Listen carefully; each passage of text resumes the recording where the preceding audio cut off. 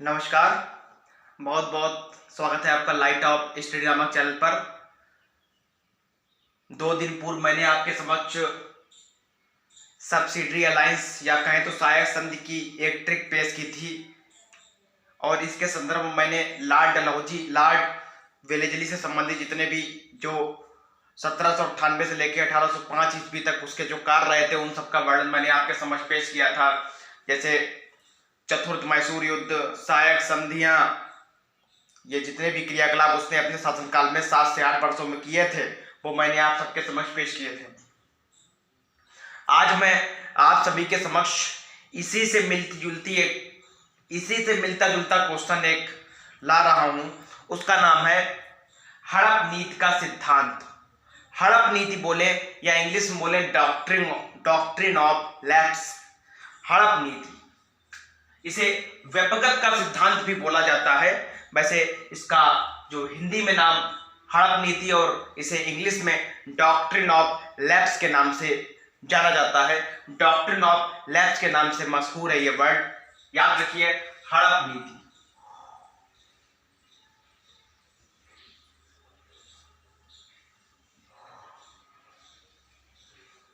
थोड़ा पहले इसे समझना है, थोड़ा समझना इसे, इसमें मैं क्या बताने जा रहा हूं।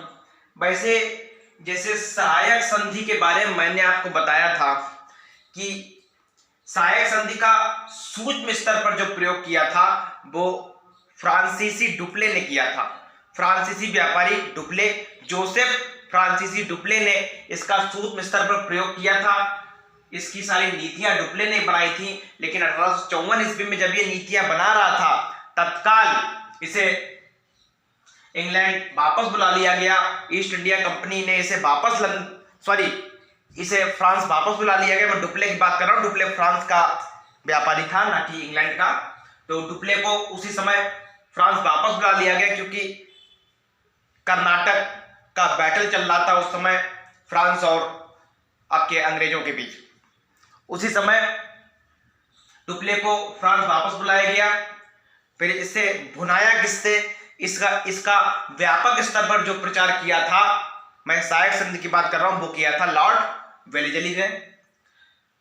उसी से मिलता जुलता एक क्वेश्चन है हड़प नीति।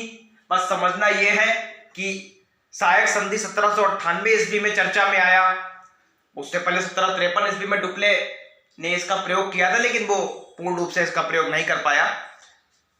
उसी प्रकार हड़प नीति जो चर्चा में आई है उसके 50 सालों के बाद, मतलब 1848 ईस्वी में हड़प नीति चर्चा में आती है। हड़प नीति थोड़ा आपको बता दें, हड़प नीति 1848 ईस्वी में चर्चा में आई और 1848 से लेकर 1856 ईस्वी तक यह चर्चा में रही। भारत के 8 से 9 ऐसे रियासत थी जो ब्रिटिश रियासत में मिला ली गई। आपको मालूम भी होगा, अगर आपने फिल्म मणिकर्णिका देखी है तो उसका कुछ भाग झांसी को कैसे हड़पा गया दिखाया भी गया है। तो हड़प नीति की जो मैं बात कर रहा हूं, आपको बता दें, हड़प नीति जैसे सहायक संधि के लिए डुप्ले, उसके बाद लॉर्ड वेलेजली को उत्तरदायी माना जाता है, उसी प्रकार हड़प नीति का उत्तरदायी कौन था, वो था लॉर्ड डलहौजी। याद रखिए, क्वेश्चन अगर आ जाए हड़प नीति को किसने लागू किया, लॉर्ड डलहौजी, या लॉर्ड डलहौजी ने भारत को हड़पने के लिए किस नीति का प्रयोग किया, हड़प नीति। हड़प नीति बोला जाए या व्यपगत का सिद्धांत बोला जाए या डॉक्ट्रिन ऑफ लैप्स बोला जाए, एक ही नाम है। तो हड़प नीति के तहत मैंने आपको बताया था, अभी मैं लॉर्ड डलहौजी,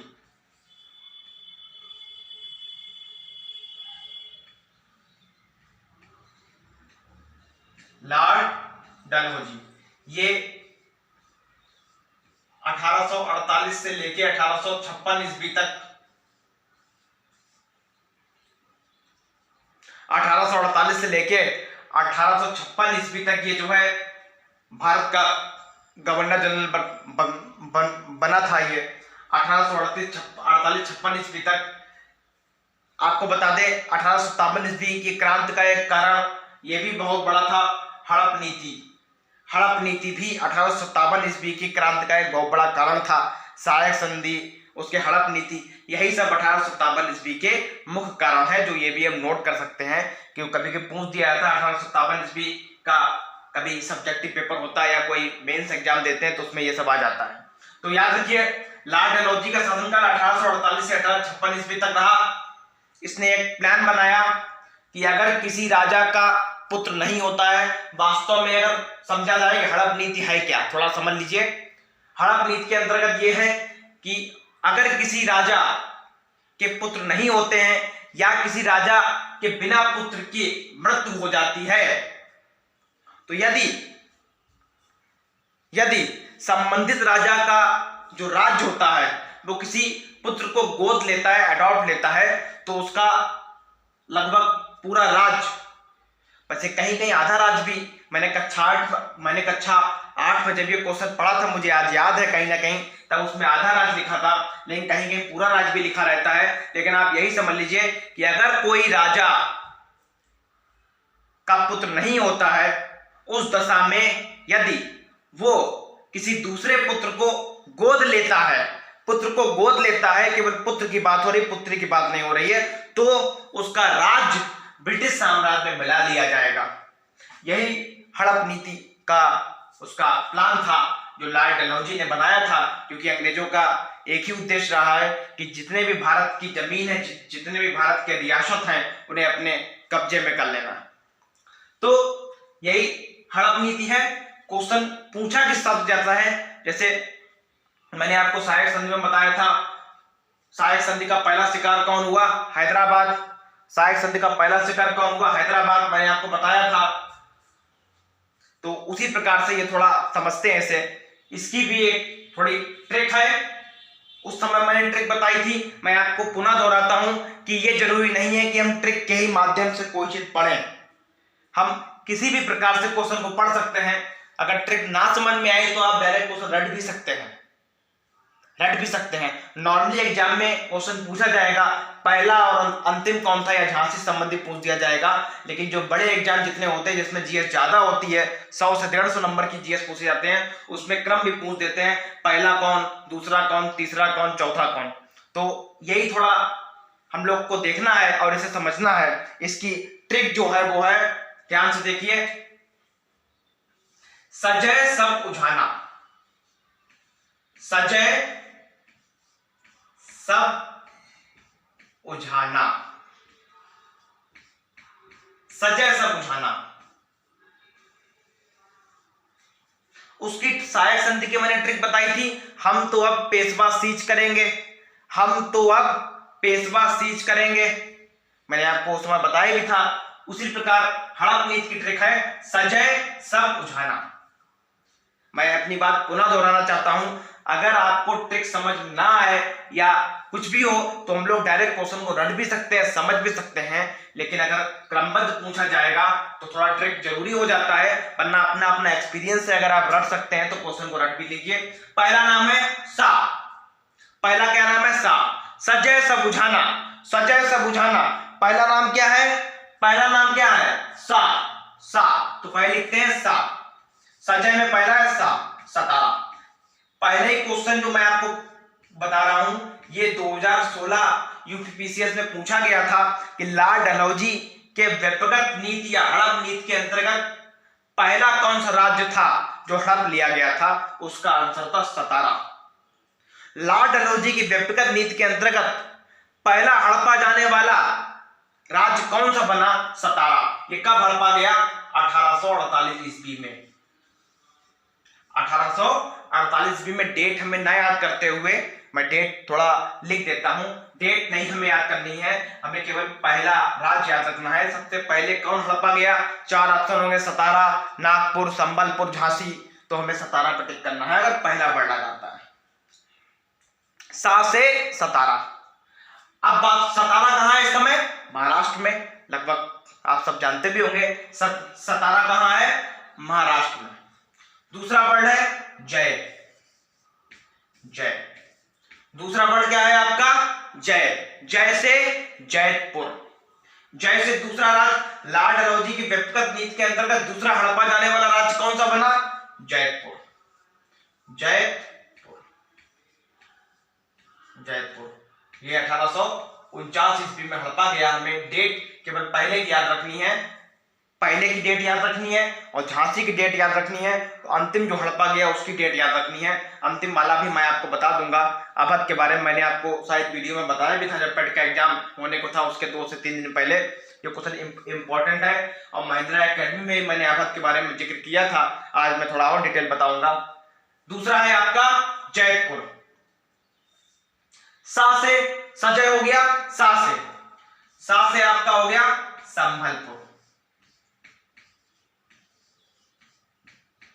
संभलपुर। ये भी 1849 ईस्वी में हड़पा गया, लेकिन इसकी डेट हमें याद नहीं रखनी है। हमें क्रम राज्यों और रियासतों का याद रखना है। सा से संबलपुर, सा से हो गया आपका संबलपुर। सा से आपका क्या हो जाता है संबलपुर। उसके बाद आती है हमारी बा की।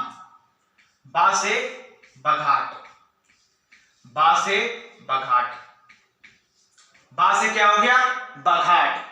उसके बाद आ गया उझाना मीन्स ऊ से आपका क्या हो गया उदयपुर। ऊ से क्या हो गया उदयपुर। उसके बाद झा से झांसी, उझाना ऊ से उदयपुर, झा से आपका हो गया झांसी। झांसी कब हड़पा गया 1853 में। झांसी की डेट एग्जाम में पूछ सकते हैं, वैसे डेट नहीं पूछेगा, लेकिन अगर झांसी की डेट पूछे तो 1853, जो काफी चर्चा में रहा है क्योंकि इनके बारे में हीरोज ने टिप्पणी भी की थी कि भारतीय सोए हुए समस्त भारतीय क्रांतिकारियों में एक अकेली महिला मर्द, जो हीरोज ने इनके बारे में टिप्पणी की थी। झांसी 1853 ईस्वी में। उसके बाद ना से नागपुर अंतिम रूप से हड़प लिया गया। हालांकि इसके बाद अवध हड़पा गया, उसके बारे में मैं टिप्पणी करूंगा, मैं बताऊंगा, लेकिन अभी नागपुर 1854 ईस्वी में अंतिम रूप से हड़प लिया गया। ये हड़प नीति की बात हो रही है। तभी जो अवध हड़पा गया था, लेकिन कुशासन नीति के द्वारा मिसमैनेजमेंट बेसिस पे, ऑन बेसिस ऑफ मिसमैनेजमेंट कुशासन के आरोप पर अवध हड़पा गया था। क्योंकि अवध का उस समय जो नवाब था, राजा था, वो वाजिद अली शाह था। उसके पुत्र ऑलरेडी थे ही, तो हड़पने का कोई नाम होता ही नहीं था। लेकिन लॉर्ड डलहौजी को जो सिद्धांत था, पहली तो ये सिद्धांत ही गलत था, लेकिन इस सिद्धांत के भी विपरीत जाकर उसने अवध को हड़प लिया। ये भी एक बहुत बड़ा कारण था अवध का हड़पना। जो 10 मई 1857 ईस्वी को जो क्रांति आरंभ हुई थी, उसमें एक बहुत बड़ा कारण था अवध का भी हड़पा जाना। व्यक्तिगत नीति के अंतर्गत ये सारे आ जाते हैं, लेकिन अंतिम रूप से जो हड़पा गया वो मैंने ट्रिक में नहीं लिखा है, वो आप डायरेक्ट याद रखिए। अवध याद रखिए, क्या नाम था अवध। अंतिम रूप से जो हड़पा गया था वो था अवध, लेकिन ट्रिक सजय सब उझाना। अवध कब हड़पा गया ये तो आपकी ट्रिक हो ही गई, जो मैंने बता दिया है। ये मैंने अवध का नाम यहाँ पे मैंने जिक्र नहीं किया अवध का, क्योंकि अवध हड़प नीति के अंतर्गत नहीं हड़पा गया, व्यक्तिगत नीति के अंतर्गत नहीं हड़पा गया। अवध को हड़पा गया मिसमैनेजमेंट के बेसिस पे। ये पेट के एक सेट में ये क्वेश्चन पूछा भी गया था कि किस रियासत को लॉर्ड डलहौजी ने मिसमैनेजमेंट के हिसाब से हड़प लिया, तो उसका आंसर अवध था। अवध याद रखिए। अवध को कैसे हड़पा गया मिसमैनेजमेंट के द्वारा, कुशासन के द्वारा। क्योंकि लॉर्ड डलहौजी ने देखा कि अवध एक महत्वपूर्ण क्षेत्र है भारत का। क्योंकि वाजिद अली शाह उस समय, ये भी याद रखना है, अवध को जब हड़पा गया था तब उस समय वहां का नवाब या राजा कौन था, वाजिद अली शाह। तो डलहौजी ने वहां पे कुछ 100 से 150 जो वहां की जनता थी, लगभग बोला जाता है 100 से 200 जो यहाँ के नागरिक थे, उन्हें अपनी ओर मिला लिया, उन्हें थोड़ा धन दे दिया, उन्हें थोड़ा लालच दे दिया। वो डलहौजी के पक्ष में आ गए। उन्होंने बहुत बड़ा बयान दिया कि नवाब जो है वो जनता के प्रति असंवेदनशील है, उन पर अत्याचार कर रहा है, उन पर एट्रोसिटी कर रहा है। तो डलहौजी ने यह बात बोर्ड के सामने रखी कि अवध का जो नवाब है वो नागरिकों पर वहां के अत्याचार कर रहा है, मिसमैनेज कर रहा है, अवध को सही से चला नहीं पा रहा है, अवध की जनता का परसिक्यूशन मतलब अवध की जनता को प्रताड़ित कर रहा है। तो फिर इस आधार पर अवध को लॉर्ड डलहौजी को सौंप दिया गया, क्योंकि उसके पुत्र ऑलरेडी थे ही, तो डलहौजी को तो कोई ना कोई बहाना चाहिए ही था भारत के रियासतों को हड़पना। तो अवध को हड़पा गया पुत्र के आधार पर नहीं, बल्कि मिसमैनेजमेंट के आधार पर। अब थोड़ा बात कर लेते हैं लॉर्ड डलहौजी के बाद। तो याद रखिए, सजय सा बुझाना, सा से सतारा, सजय, जा से जैतपुर, सा से संबलपुर, बा से बघाट, ऊ से उदयपुर, झा से झांसी, ना से नागपुर 1854 और अंत में अंततः लास्ट मैंने आपको बता दिया अवध। अंततः अवध 1856। कुशासन, याद रखिए अवध कैसे हड़पा गया, कुशासन।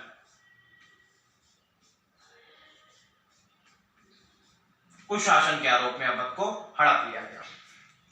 अब थोड़ा लॉर्ड डलहौजी के शासनकाल में जितने भी कार्य हुए हैं उनके बारे में थोड़ा जिक्र कर लेते हैं। एक तो पहला क्वेश्चन आपका यही बन जाता है कि द्वितीय आंग्ल मैसूर युद्ध जो हुआ था, आंग्ल भाषा मतलब ब्रिटेन, आंग्ल को ब्रिटेन के नाम से भी जाना जाता है। प्रथम आंग्ल सिख युद्ध बोल दें या प्रथम ब्रिटेन सिख युद्ध बोल दें, बात आपकी एक ही रहेगी। प्रथम आंग्ल मैसूर युद्ध हुआ था 1845 में, लेकिन ये 1848-56 ईस्वी के बीच भारत का गवर्नर जनरल रहा है, लेकिन मैं बात कर रहा हूं, थोड़ा डिस्कस कर लेता हूं। प्रथम आंग्ल मैसूर युद्ध हुआ था, प्रथम आंग्ल सिख युद्ध हुआ था 1845 से 46 के बीच, 1845 से 46 के बीच। उस समय गवर्नर जनरल हालांकि हार्डिंग था, लॉर्ड हार्डिंग उस समय गवर्नर जनरल था, लेकिन हार्डिंग के विषय में चर्चा नहीं कर रहे हैं, लेकिन थोड़ा सुन लीजिए। प्रथम आंग्ल सिख युद्ध जब हुआ था 1845 से 46 ईस्वी के मध्य, प्रथम आंग्ल सिख युद्ध कब हुआ, 1845 से 46 के बीच। कौन था गवर्नर जनरल, लॉर्ड हार्डिंग। तो जब प्रथम आंग्ल सिख युद्ध हुआ था उसी समय एक संधि हुई थी। यह संधि इंपॉर्टेंट है, मैं टॉपिक से बाहर नहीं जा रहा हूं, केवल मैं कुछ बात डिस्कस करता हूं बस।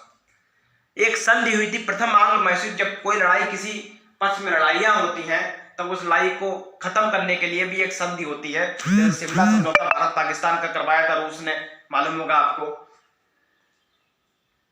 तो वो संधि जो हुई थी वो थी लाहौर की संधि। क्वेश्चन डायरेक्ट पूछा जा सकता है कि लाहौर की संधि कब हुई, तो 9 मार्च 1846 ईस्वी में किनके बीच हुई, किनके बीच हुई, ब्रिटेन और सिखों के बीच।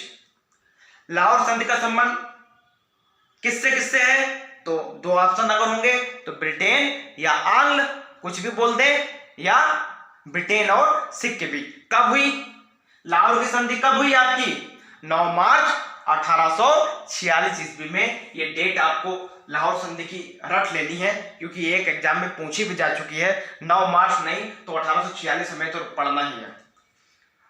दूसरा आंग्ल सिख युद्ध कब हुआ, दूसरे आंग्ल सिख युद्ध के बाद ही सिख साम्राज्य पर लगभग कब्जा अंग्रेजों का हो गया था।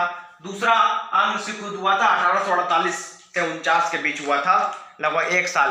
और 1848 से 49 के बीच गवर्नर जनरल कौन था भारत का, लॉर्ड डलहौजी। तो लॉर्ड डलहौजी के ही शासनकाल में पूछा जाए दूसरा आंग्ल सिख युद्ध किस गवर्नर के शासनकाल में हुआ, लॉर्ड डलहौजी। कब हुआ, 1848 से 49 के बीच। दूसरे आंग्ल सिख युद्ध के बाद ही कोहिनूर हीरा का भी मैं वीडियो आपके समझ जो है बना दूंगा, बात बहुत लंबी हो जाती है, हालांकि उसका वीडियो मैं आप सबके समझ दे दूंगा। दूसरे आंग्ल मैसूर युद्ध के उपरांत ही सिखों को कोहिनूर हीरा अंग्रेजों को देना पड़ा था। इसका भी वीडियो मैं आपके समझ बता दूंगा, कैसे गोलकुंडा खान से ये विश्व प्रसिद्ध हीरा निकला था। गोलकुंडा खान आंध्र प्रदेश तेलंगाना के बीच स्थित है, जो ये आज से 600-700 साल पहले निकला था, ऐसा माना जाता है, खदान से, गोलकुंडा की खदान से। तो और लॉर्ड डलहौजी के इस शासनकाल में एक क्वेश्चन बहुत इंपॉर्टेंट है। 16 अप्रैल 1853 ईस्वी को भारत की पहली ट्रेन, याद रखिए 16 अप्रैल 1853 ईस्वी को, और 1853 ईस्वी में भारत का गवर्नर जनरल कौन था? लॉर्ड डलहौजी। 48 से 56 तक रहा था। भारत में प्रथम ट्रेन कब चली? 16 अप्रैल 1853 ईस्वी में।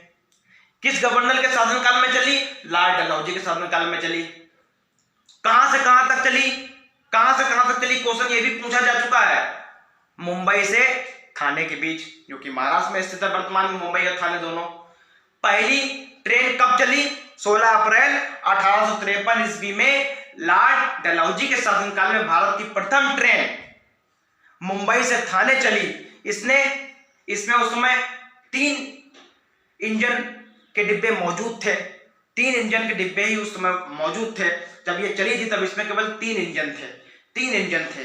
केवल 3 इंजन ही थे इस समय। शायद पहले का नाम साहिब, सुल्तान और सिंध नाम के 3 इंजन, इनका नाम भी रखा गया था, साहिब, सुल्तान और सिंध। कितने किलोमीटर चली? 34 किलोमीटर। क्वेश्चन ये भी आ चुका है, पहली ट्रेन जब भारत में 16 अप्रैल 1853 ईस्वी को चली थी मुंबई से थाने के बीच, तब इसने कितने किलोमीटर की दूरी तय करी थी? 34 किलोमीटर। ऑप्शन में 32, 34, 36, 38 हो सकता है, तो आपको 34 में टिक कर देना है। मैं पुनः अपनी बात दोहराता हूं, तभी 16 अप्रैल को रेल दिवस भी भारत में मनाया जाता है, याद रखिए। तो भारत की पहली ट्रेन 16 अप्रैल 1853 ईस्वी को मुंबई से थाने के बीच चली। इस ट्रेन ने कुल 34 किलोमीटर की दूरी तय की थी और उस समय गवर्नर जनरल जो था वो था लॉर्ड डलहौजी। किस गवर्नर जनरल के समय भारत की पहली ट्रेन चली? लॉर्ड डलहौजी। विश्व की पहली ट्रेन कहां चली? याद रखिए, तो भारत की बात हो रही। विश्व की पहली ट्रेन कहां चली? वो चली 1825 ईस्वी में लंदन में। याद रखिए, विश्व की पहली ट्रेन कहां चली? 1825 ईस्वी में विश्व की पहली ट्रेन, विश्व की बात हो रही है, ये भाप इंजन से ट्रेन चली थी। कहां चली थी? लंदन में। 1825 ईस्वी में विश्व की पहली ट्रेन कहां चली थी? विश्व की पहली थी लंदन में। विश्व की पहली मेट्रो ट्रेन कहां चली? अब बात करें मेट्रो ट्रेन की, ये 1863 ईस्वी में। विश्व की पहली मेट्रो ट्रेन 1863 ईस्वी में, ये भी कहां चली? लंदन में। भारत की पहली मेट्रो ट्रेन कहां चली? कब चली और कहां चली? भारत की पहली मेट्रो ट्रेन 1984 ईस्वी को कलकत्ता में चली। क्वेश्चन बहुत नोट करिए, सुनिए ज्यादा और नोट अवश्य करिए। विश्व की पहली ट्रेन कहां चली? 1825 ईस्वी में लंदन में। भारत की पहली ट्रेन कहां चली? 16 अप्रैल 1853 ईस्वी को मुंबई से थाने के बीच 34 किलोमीटर की दूरी तय करी थी इसने। विश्व की पहली मेट्रो ट्रेन कहां चली? 1863 ईस्वी में। विश्व की पहली मेट्रो ट्रेन 1863 ईस्वी में कहां चली? लंदन में। भारत की पहली मेट्रो ट्रेन कहां चली? 1984 ईस्वी में कोलकाता में। याद रखिए, ऑप्शन में मुंबई, दिल्ली भी हो सकता है, लेकिन हमें टिक करना है कोलकाता में। कोलकाता का भी हाल ही में करंट का क्वेश्चन भी बना है। याद रखिए कि विश्व की भारत की पहली अंडर वाटर मेट्रो कहां चली? हुगली नदी के नीचे बनाई गई है, ये भी आपकी कलकत्ता में चली है। क्वेश्चन इंपॉर्टेंट है, करंट अफेयर क्वेश्चन है। भारत की पहली मेट्रो ट्रेन 1984 ईस्वी में कलकत्ता में तो चली है, 1984 में कलकत्ता में, 1984, लेकिन अभी हाल ही में चली है मेट्रो। करंट अफेयर क्वेश्चन है, 4 ऑप्शन हो सकते हैं कि भारत की पहली अंडर वाटर मेट्रो कहां चली है? ये भी कोलकाता में हुगली नदी के नीचे अंडर वाटर मेट्रो चली है। याद रखिए, ये क्वेश्चन करंट का है, आ सकता है। तो ये कुछ क्वेश्चन है, याद रखिए। अब क्वेश्चन एक और है, लॉर्ड डलहौजी के शासनकाल में की पहली डाक सेवा भी 1854 ईस्वी में, 1 अक्टूबर 1854 ईस्वी में पहली डाक सेवा भी शुरू की थी लॉर्ड डलहौजी ने। भारत में डाक सेवा का जनक किसे बोला जाता है? लॉर्ड डलहौजी। भारत में रेल सेवा का जनक किसे बोला जाता है? लॉर्ड डलहौजी। तो ये कुछ ट्रिक है, ध्यान से समझिए। और लॉर्ड डलहौजी के शासनकाल में दूसरा आंग्ल सिख युद्ध भी हुआ 1848 से 49 में। पहला आंग्ल सिख युद्ध 1845 से 46 के बीच हुआ था। 1846 और 9 मार्च 1846 ईस्वी को लाहौर संधि भी हुई थी। डेट याद रखिए, 1846 ईस्वी में लाहौर संधि हुई थी। किसके बीच हुई थी? ब्रिटेन और सिख के बीच। ये कुछ क्वेश्चन है, इसे जरूर पढ़िए। और हम तो अब पेशवा सीज करेंगे। ये सहायक संधि की ट्रिक थी और सजय सब बुझाना, ये ट्रिक जो है वो है आपकी किसकी? हड़प नीति के अंतर्गत अंतिम रूप से जो हड़पा गया राज था वो चारबाग। किस आधार पर हड़पा गया था?